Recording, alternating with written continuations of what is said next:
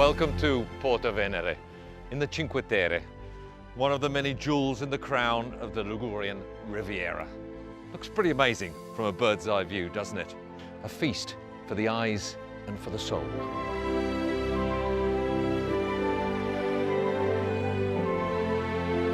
Seeing things from a different perspective is something we're all getting used to these days. And because we can't meet in person, we're bringing you this presentation of the brand new Azimut 53 in a virtual format. The advantage is that we can reach out to many more people, but we can also embrace exciting new technologies to make the experience even more compelling and dynamic. For example, we don't have to wait for the boat to reach us here in the harbour of Porto Venere. With a little help from our seagull friend, we can go out to her cruising in the Bay of Poets.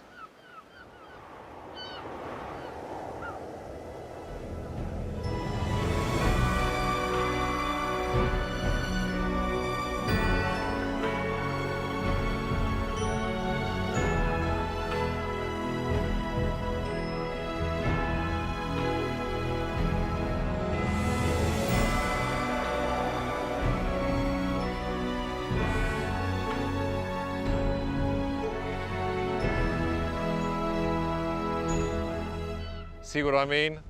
Cool boat. But I don't know about you, but I'd like to get just a little bit closer.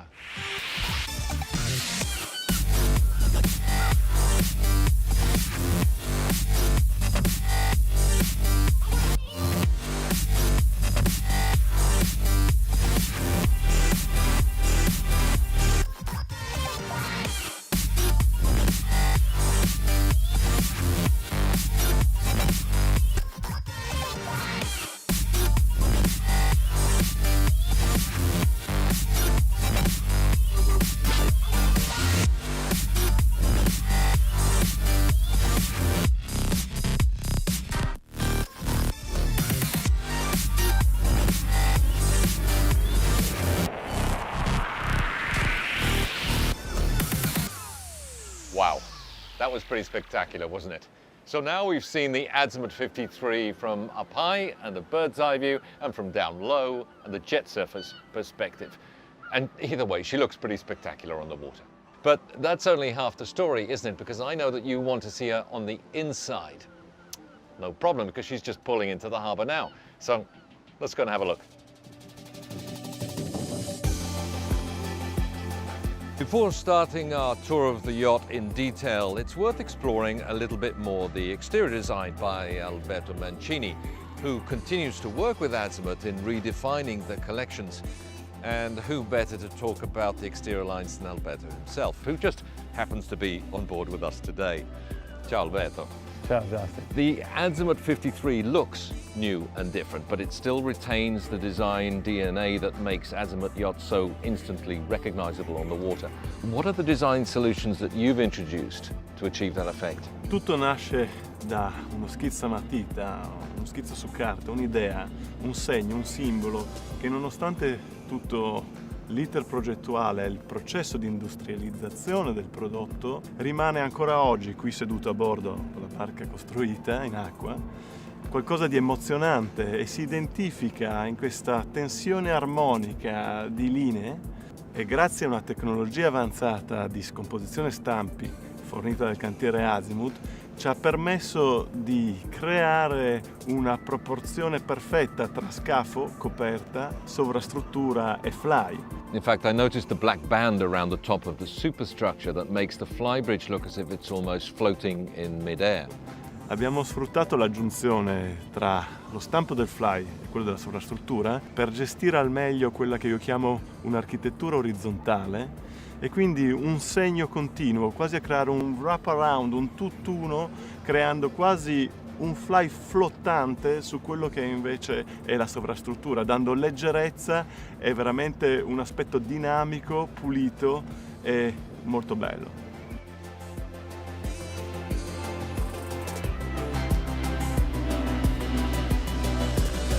While we're on the foredeck, I wanted to show you something which is a hallmark feature of Azimut yachts, and that's the squared off bow, which creates much more space on deck here. So we have room for a wide sun pad for 3 adults, as well as the forward-facing sofa where I was chatting with Alberto just moments ago. What's more, the whole area can be covered by a bimini supported by 4 carbon fibre poles. The fly deck on yachts of this size can sometimes seem like a bit of an afterthought, but not on this one. It's spacious, it's comfortable, it's practical. Forward we have this big sun pad protected by the raked windscreen, which seems to wrap around the helm station so that an owner-captain is always in contact with friends and family. Opposite the driving position, we have this teak-topped bar and barbecue unit serving the dining area aft. The table itself can be raised and lowered at the touch of a button. Of course, it can be folded out, but it can also be moved sideways for a more comfortable dining experience. There are 2 shading options, an electric bimini top which can be kept up at moderate cruising speeds and has integrated LED lighting for dining after dark, or there's the option of a fiberglass hardtop on request. The layout of the aft cockpit is designed to make the most efficient use of space, so both the stairs leading to the fly deck and to the swim platform are on the starboard side, which leaves space for this long teak table and the L-shaped sofa. In the corner we have this bar cabinet with sink, ice maker, and a nice touch this, 2 bottle holders to keep the bubbly nice and cold.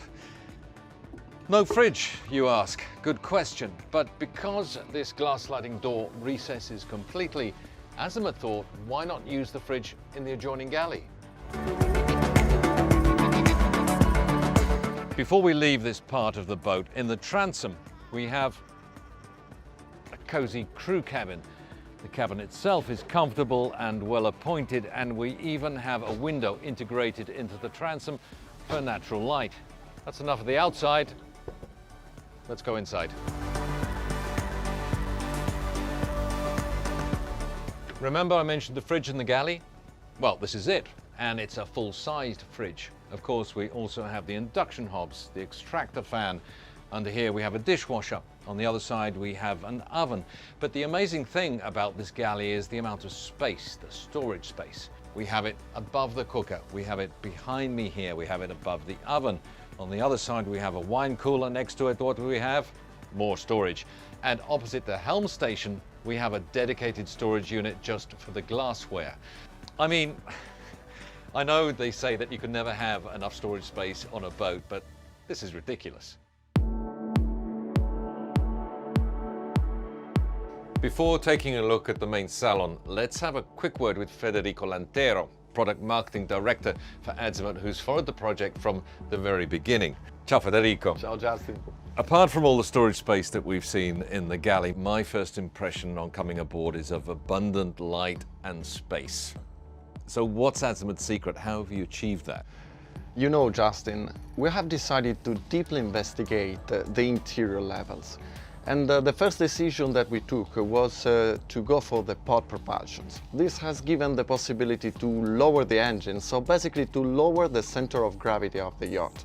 What we achieved is that the main deck here, as you have seen, is amazing. It's quite a unique main deck with just 25 centimeters in height difference between the entrance and the forepart. Basically, not only we have enhanced the space on board, but we have also worked on the perception of space.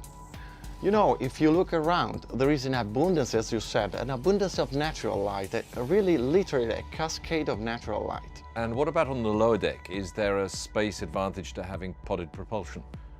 Well, on the lower deck, the pod propulsion has another key benefits because it enables to shift aft of almost 60 centimeters, so we are talking about 2 foot, the engine bulkhead. So the results is that just imagine, almost the majority of the hull is fully dedicated to owners and guest accommodations. And you know, space is really what can make the difference on yachting, and the quality of your life on board will be fantastic, no compromise.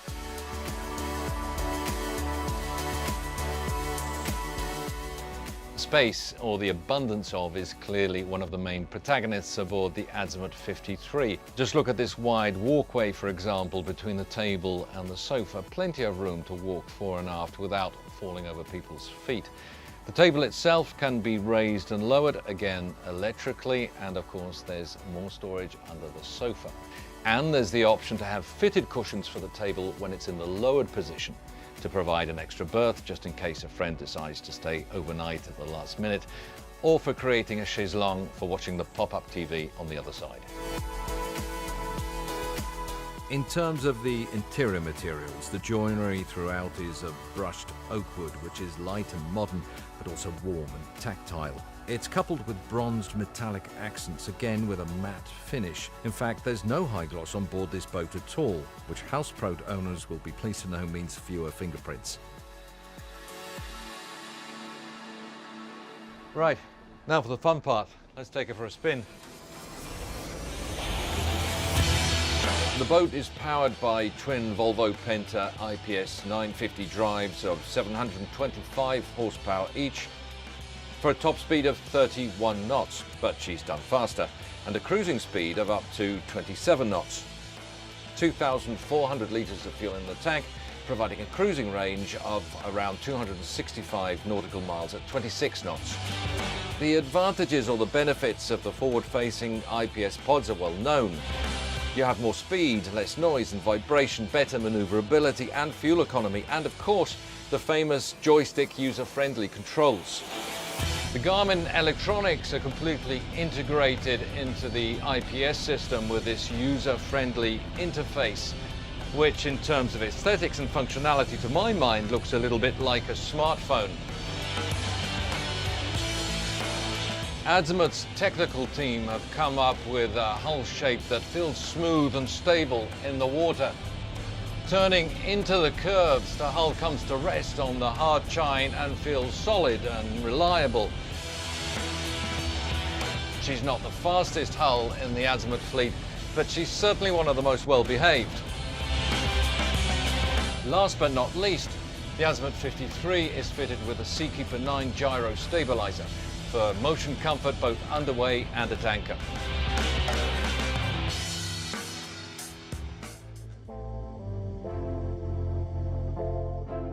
One of the highlights of the Azimut 53 is definitely the owner's suite. It's amidships, of course, to take advantage of the maximum beam of 4.95 meters. But just look at the ceiling heights. I'm 5'11", about 180, but there's still plenty of empty air above my head.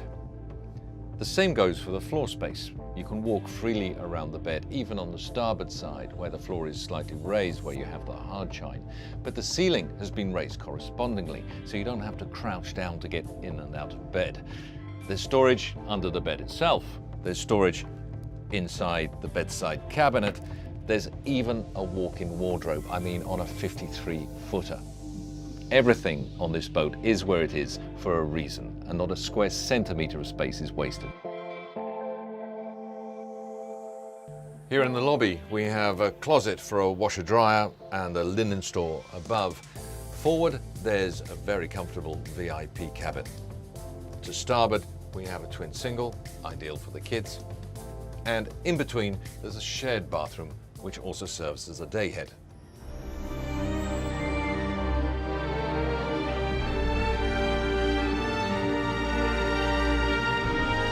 Yacht owners today are more demanding than they've ever been. They want style and performance, but without compromising on space and comfort. Well, the new Azimut 53 ticks all those boxes. And I, for one, can imagine spending my summer holidays on board instead of renting a seaside villa. Buon vento, as the Italians say.